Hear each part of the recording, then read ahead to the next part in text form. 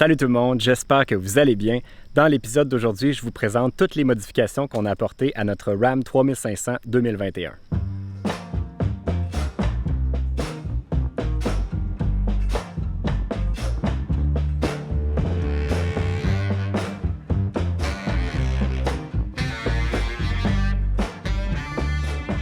Vous le savez, ça fait déjà presque 6 mois qu'on s'est procuré notre Ram 3500, puis tranquillement, on est en train de l'équiper pour nos prochaines aventures. Il faut garder en tête que le but de l'utilité de ce camion-là, ce sera éventuellement d'aller vraiment hors des sentiers battus avec notre Lucky Base Camp, de pouvoir se rendre à des emplacements difficiles d'accès, d'avoir un camion qui est vraiment d'aventure pour éventuellement peut-être même se rendre jusqu'au bout de l'Amérique du Sud. Ce serait peut-être un rêve qu'on aurait avec ce véhicule-là. Fait que c'est pour ça qu'on a toujours ces modifications là dans l'optique de vraiment l'équiper pour être capable d'arriver à ce projet-là. Les deux premiers éléments, les deux premières modifications qu'on a faites se trouvent à l'avant du camion.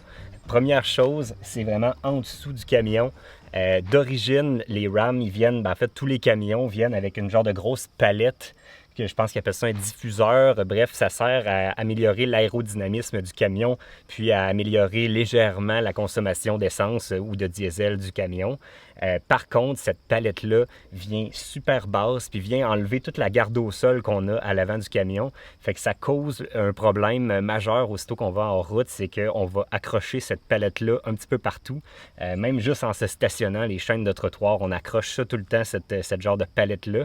Puis pour le peu de gain en économie d'essence que ça apporte, puis pour tout le trouble que ça amène, puis toute la perte de garde au sol, je préférais la retirer. Le X sur le Ram, c'est que en dessous ici se trouve l'intercooler, le système de refroidissement du moteur diesel qui dépasse en dessous. Fait que quand on enlève la palette, on se retrouve avec ce morceau-là qui est très, très coûteux à remplacer puis qui serait la première place qui pourrait avoir un impact si jamais on s'en va en route puis qu'il y a une roche à l'avant.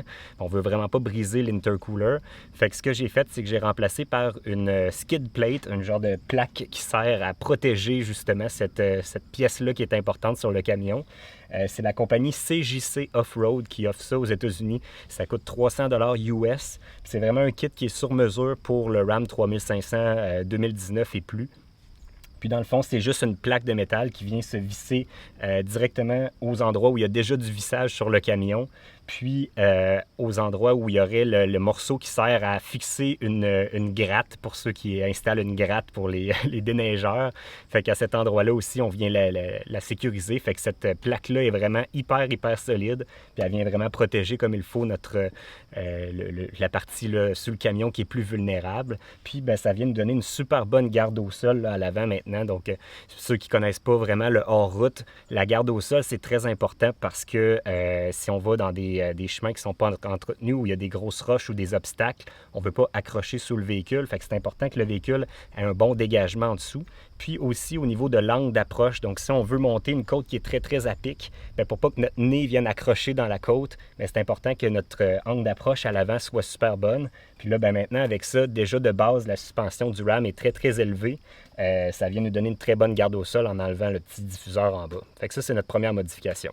La deuxième modification, je vous l'ai déjà présentée dans un épisode précédent, mais tant qu'à faire le tour aujourd'hui, je vais englober ça à l'intérieur. C'est notre petite barre de LED ici, la Laser 18 Elite, la Linear 18 Elite de la compagnie Laser, qui est une compagnie anglaise de l'Angleterre qui se spécialise dans des barres de LED haut de gamme.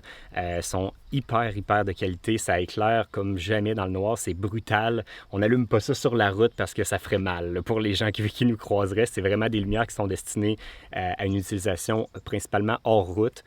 Dans notre cas, ça va plus être si on est dans des situations d'urgence où on doit rouler de nuit parce qu'on doit se rendre à un certain endroit avant le lendemain, ou si on veut trouver un emplacement de camping dans le bois, dans le noir. Avec ça, ça va nous permettre de le faire en toute sécurité parce qu'on voit vraiment comme si c'était le jour quand ils sont allumés. Puis, il faut garder en tête qu'en plus d'en avoir une petite à l'avant, une Linear 18, on va avoir aussi une Linear 48 qui va être installée sur le Lucky Base Camp. Donc, ça nous donne vraiment une luminosité incroyable dans le noir. On peut orienter une pour que ça éclaire un peu plus sur ce qui est proche du véhicule, puis une un petit peu plus loin pour voir un peu ce qui nous attend vers l'avant. Fait qu'avec le combo de ces deux lumières-là, ça va vraiment nous donner une sécurité quand on va être dans le noir. On n'accrochera pas, on brisera pas, on va voir bien les obstacles qui se présentent présente devant nous. Puis pourquoi opter pour laser plutôt que des versions chinoises pour beaucoup moins cher sur le web? Bien, principalement par la qualité des matériaux, la qualité de construction, puis la durée de vie que ces lumières-là ont démontré sur le marché. C'est des lumières qui sont utilisées sur les circuits de rallye, les voitures de rallye qui roulent super vite, puis qui reçoivent plein de cailloux dessus, puis qui finissent dans le clos de temps en temps. Bien, ces lumières-là sont faites pour durer, puis subir cet abus-là. Donc, de notre côté, elles devraient durer très, très longtemps pour nous autres. Pour notre troisième modification, je vais devoir encore une fois m'accroupir. Décidément, toutes les modifications sont sur le bas du véhicule. Celle-ci, c'est la plus visible de tous, je pense. C'est le changement de nos pneus. On a opté encore une fois pour des BF Goodrich all-terrain KO2. C'est officiellement notre 6e set de ces pneus-là. Pas parce qu'ils ne durent pas longtemps, parce qu'en moyenne, on a toujours fait à peu près des 70-80 000 km sur ces pneus-là, autant l'été comme l'hiver. Fait que ça, c'est une des raisons principales pourquoi on opte toujours pour ces pneus-là. C'est pas les meilleurs pneus dans rien, mais ils sont bons dans tout. Et ils nous permettent de les utiliser justement autant l'été comme l'hiver. Assurément, c'est pas aussi bon qu'un pneu d'hiver sur la neige, sur la glace. Il faut assurément adapter un petit peu notre conduite parce que ça reste pas un pneu destiné uniquement à l'hiver, mais pour l'avoir roulé pendant plusieurs hivers, il va très bien quand même. Il faut juste adapter un petit peu notre conduite. C'est vraiment plus les freinages sur glace qui sont un petit peu plus glissants, mais pour le reste, ça va super bien. Et en hors-route aussi, c'est un pneu qui performe super bien. Il y a des bons crampons. On n'est jamais resté pris avec ça. On n'a même pas besoin de traîner d'accessoires, même si là, dans nos prochaines aventures, on va avoir tout ce qu'il faut pour se déprendre si jamais il y a quoi que ce soit qui nous arrive. Mais à date, ça ne nous est jamais arrivé de rester pris avec nos anciens véhicules, toujours avec ces mêmes pneus-là. Fait que c'est pour ça qu'à chaque fois, on renouvelle puis on rachète des BF Goodrich. Cette fois-ci, c'est BF Goodrich qui nous les a envoyés pour nous encourager dans nos prochaines aventures. Fait qu'un gros merci à eux.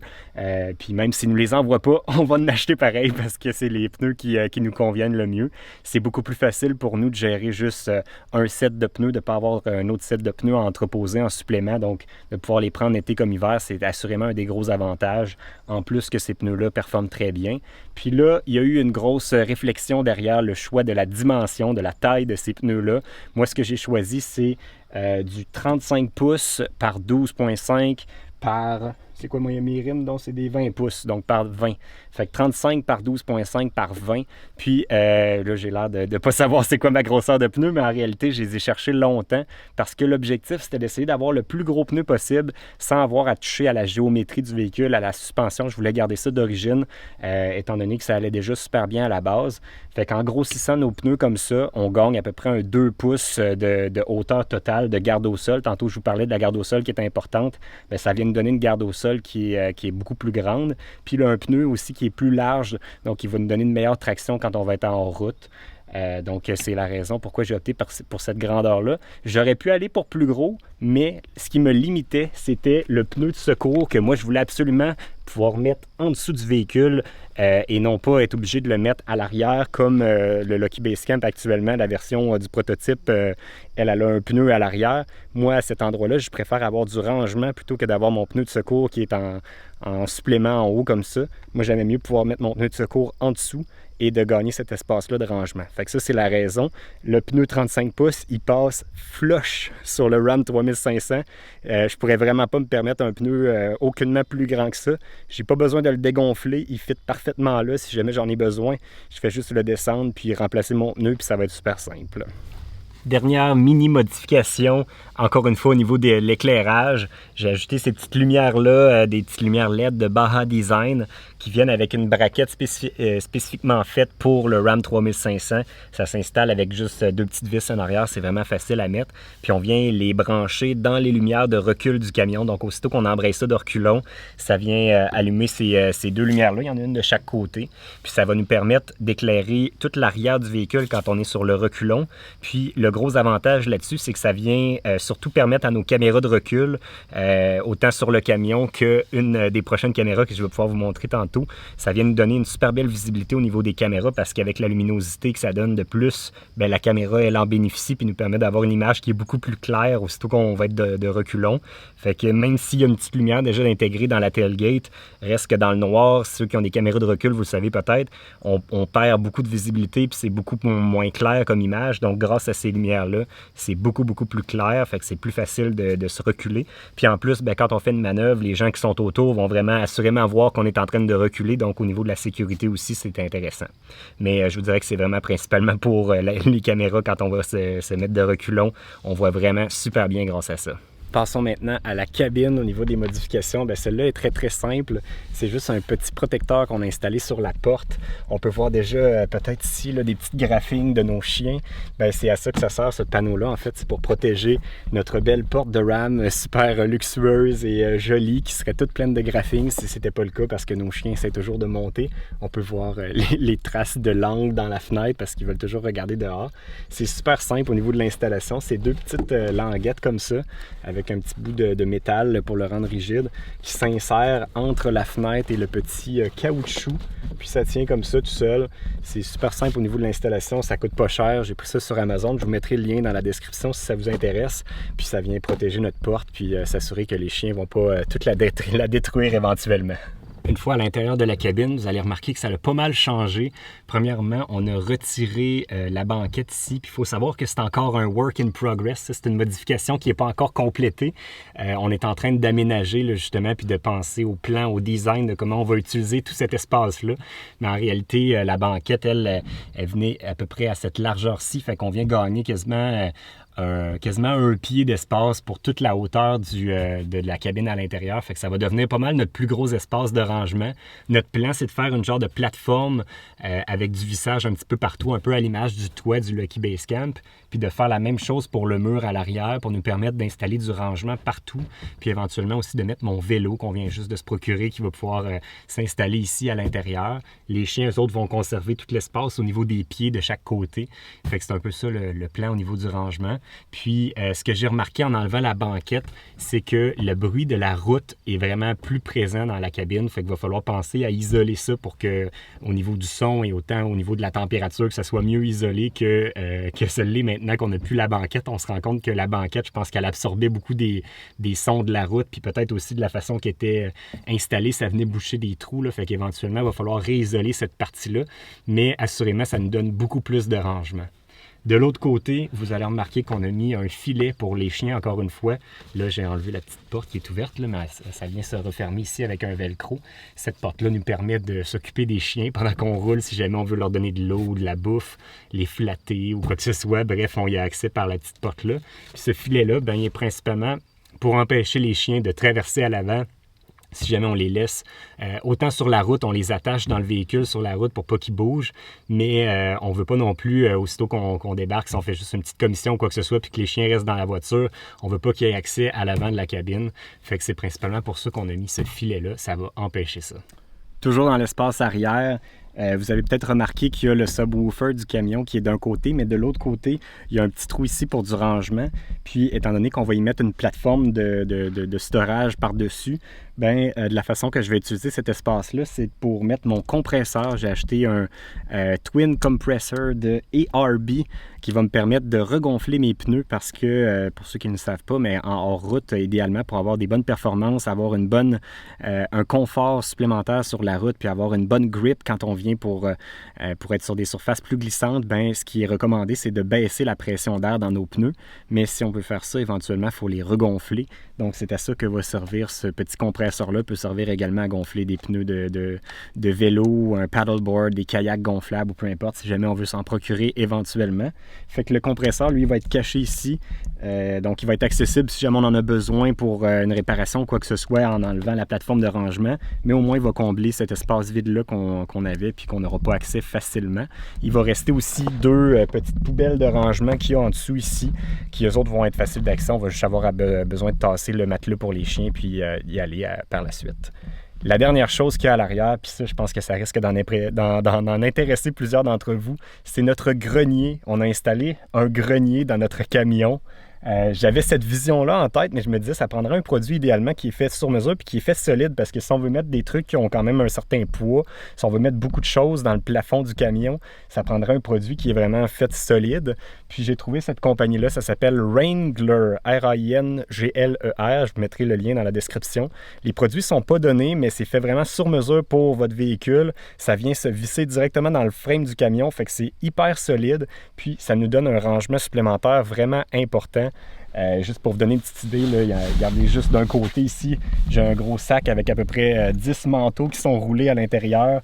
On peut mettre des souliers, plein de trucs idéalement qui sont pas trop durs et pas trop lourds non plus, parce que veut pas, si c'est lourd puis qu'on freine d'urgence, ça pourrait tomber sur nous, puis on veut pas se blesser avec ces affaires-là puis ça devienne des projectiles. Donc si ça reste juste des trucs qui sont mous comme des manteaux, ben c'est pas trop grave. Si jamais on freine d'urgence puis qu'il y a un manteau qui tombe qui est mou sur nous, c'est pas grave. Mais en théorie, ça tient quand même bien les trucs. L'important, c'est de mettre tout ça bien serré en place, puis ça n'a pas vraiment tendance à tomber quand c'est bien installé. Mais c'est sûr que si on met pas grand-chose puis que ça ballotte un peu, là, c'est un petit peu plus risqué que les trucs tombent sur les côtés ou tombent sur nous. Mais le filet est super bien fait, là. On peut mettre vraiment du poids. Dans leur démo, ils montrent qu'ils mettent un chien là-dedans tellement que c'est lourd, tellement que c'est capable de supporter du poids. Sans dire qu'il faudrait mettre un chien là, c'est pas une bonne idée. Mettez pas votre chien dans le grenier du camion. Mais bref, un petit ajout qui est super intéressant qu'on vient de faire là. Pour mes 2 dernières modifications, on se transporte à l'intérieur du cockpit.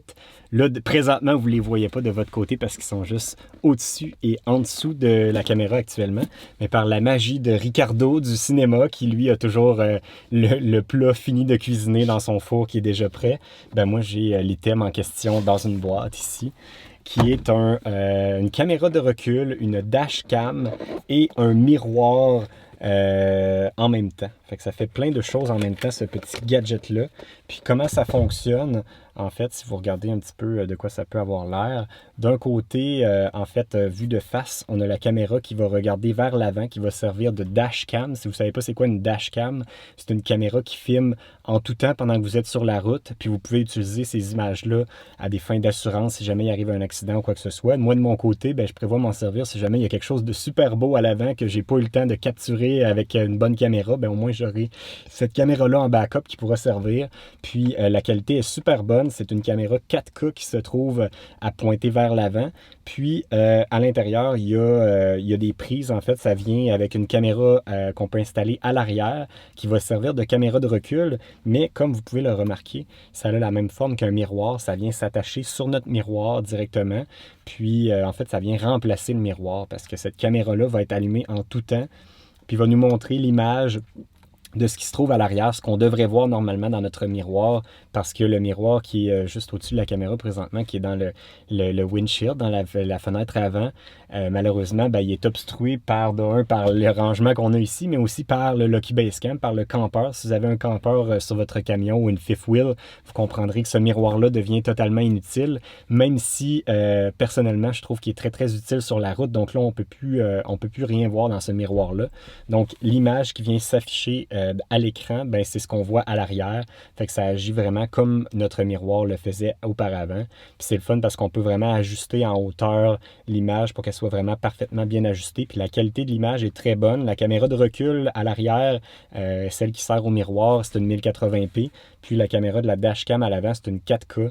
On peut extraire, il y a une petite carte micro SD à l'intérieur qu'on peut extraire puis qui va nous permettre d'utiliser ces images-là sur notre ordinateur si on en a besoin. Puis dans le fond, à mesure qu'elle se remplit, ça va écrire par-dessus les anciennes images. Fait que si vous voulez être certain de ne pas rater des images que vous avez besoin, assurez-vous de les extraire immédiatement. Ce que je déplore de ce gadget-là, en fait, c'est que malheureusement, il n'existe pas de miroir comme ça dans des grandes marques, dans des grandes compagnies de technologie du genre Sony, Panasonic ou des compagnies comme ça. Il y a uniquement des versions chinoises qu'on retrouve un petit peu partout sur le web, sans dire que les gadgets construits en Chine sont toujours mauvais, mais celui-ci, étant donné qu'il n'a pas été designé en Amérique, qui n'a pas été non plus testé, j'ai l'impression, aussi rigoureusement heureusement que nos gadgets que nous autres, on design en Amérique ou en Europe aussi. Malheureusement, la qualité est peut-être pas au rendez-vous au niveau de la durabilité à long terme.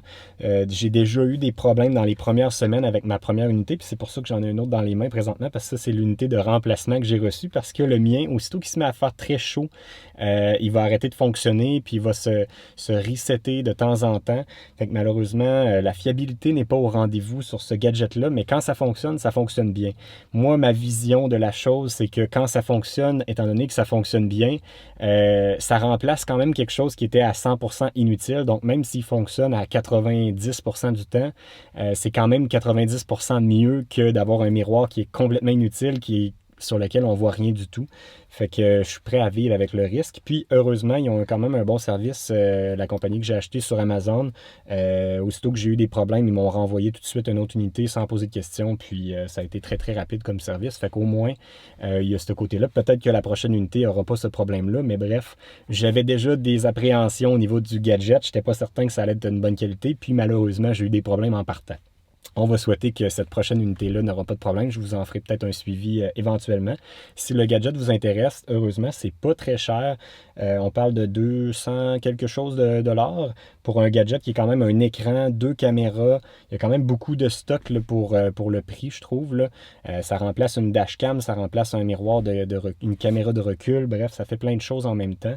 Je le recommande malgré tout. Si ça vous intéresse, je vais mettre le lien là, pour vous le procurer sur Amazon si vous voulez l'acheter. Je pense que pour tous les propriétaires de fifth wheel ou de campeurs, de cellules, de caravanes portées, tous les véhicules qui n'ont pas accès à une caméra de recul, même peut-être les vannes là, qui ont des trucs, qui ont de l'obstruction, qui ne voient pas à l'arrière, je pense que ça peut être très intéressant d'avoir ça. Puis c'est un outil de sécurité supplémentaire pour voir vraiment qu'est-ce qui se passe à l'arrière de notre véhicule. Au niveau de l'interface du miroir, c'est vraiment super facile à gérer. Donc là, présentement, on a, en fait, en tout temps, c'est la caméra de recul qui va s'afficher ici. Donc là, on peut voir qu'à l'arrière, il y a juste des branches. Puis en levant comme ça ici, je peux ajuster la hauteur de mon image. Parce qu'en réalité, la caméra, elle, nous donne une image qui devrait être comme un écran d'ordinateur. Mais en réalité, l'écran est comme coupé pour avoir la dimension sur la largeur du miroir. Donc on peut juste venir se promener puis l'ajuster à la bonne hauteur comme on veut quand on est sur la route.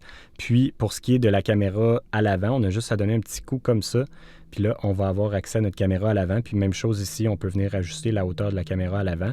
Je vois pas vraiment l'intérêt, par exemple, de filmer vers l'avant puis d'afficher ça à l'écran pendant qu'on est sur la route. Là. Pendant qu'on est sur la route, on est toujours sur le mode caméra de recul à l'arrière. Ça nous donne l'heure ici, la date. On peut voir ici, quand ça clignote en rouge, là, qu'on est en train d'enregistrer. Bref, on a tous les petits trucs. Puis, au niveau des modes, c'est ici qu'on va pouvoir venir arrêter notre enregistrement, aller dans les paramètres là, pour faire des modifications si on veut changer soit la sensibilité, parce qu'en plus, la caméra de recul, en fait, le miroir a une batterie à l'intérieur, ce qui permet de faire fonctionner le miroir, la dashcam puis la caméra de recul comme une caméra de sécurité. Fait que si jamais il y a un impact ou quoi que ce soit, on peut avoir un enregistrement du véhicule qui a rentré dans notre véhicule pendant qu'on n'y était pas. Donc, au niveau de la sensibilité, aussitôt qu'il y a une vibration, lui, il va se mettre à filmer. Donc, si jamais quelqu'un qui rentre dans le véhicule, ça va filmer la scène pendant quelques secondes, puis après ça va s'arrêter. Fait que la batterie interne du miroir va servir à ça. Honnêtement, je ne suis pas convaincu de cette fonctionnalité-là. Je ne l'ai pas acheté pour ça, mais si jamais ça fonctionne un jour, tant mieux. Fait que c'est pas mal ça au niveau du fonctionnement. C'est très, très, très simple. Puis comme vous pouvez voir, la qualité de l'image est vraiment superbe. Puis l'installation est super simple. C'est vraiment plus de passer nos fils qui est compliqué. Moi, mes fils, je les ai rentrés derrière ce petit pylône-là noir. Puis après ça fait le tour de ma fenêtre, puis ça descend en bas. Puis donc, tous les fils sont cachés partout. Puis pour l'alimentation, j'utilise cette petite prise USB-là qui donne l'alimentation pour le miroir. Ça peut se brancher en USB ou ça pourrait aussi se brancher en 12 volts avec une petite prise comme ça ici. Puis tant qu'à être dans cette région-ci, bien ça, c'est la dernière modification que j'ai faite. C'est une petite rail qu'on installe ici puis qui nous permet de monter n'importe quel objet qu'on voudrait. De notre côté, moi, j'ai mis un appareil, un quick mount qu'on appelle, qui nous permet d'attacher notre caméra en quelques secondes ici. Fait que ça nous permet, nous, quand on s'installe dans le véhicule pour se filmer, ben, on peut juste installer notre caméra là directement, puis on est déjà prêt à se filmer pour raconter des belles histoires de voyage ou quoi que ce soit. Fait que ça, c'est principalement pour nous, mais vous pourriez attacher soit un iPad, des cellulaires ou quoi que ce soit qui pourrait vous servir, une caméra vers l'avant aussi si vous voulez filmer vers l'avant. Fait que c'est à ça que ça sert, cette petite rail-là. Ça fait le tour des modifications que j'ai apportées à notre véhicule à date depuis que je le possède. Il y en a encore d'autres qui vont être à venir, des modifications comme vous pouvez le voir avec l'arrière du véhicule qui n'est pas encore complété, mais j'ai pas mal tout fait ce que je voulais faire là, pour nos prochaines aventures. Là, je suis curieux de savoir dans les commentaires, est-ce que vous avez apporté des modifications à votre VR ou à votre véhicule pour l'adapter à vos aventures? Écrivez-moi ça dans les commentaires, mettez-moi des photos. Comme vous le savez, je suis un petit peu un geek, je trippe bien gros sur les modifications puis sur les améliorations pour nous permettre de mieux vivre dans nos véhicules. Fait que j'ai hâte de voir ça dans les commentaires. Puis nous autres, ça fait le tour pour aujourd'hui. Donc on se dit à la prochaine. Bye tout le monde.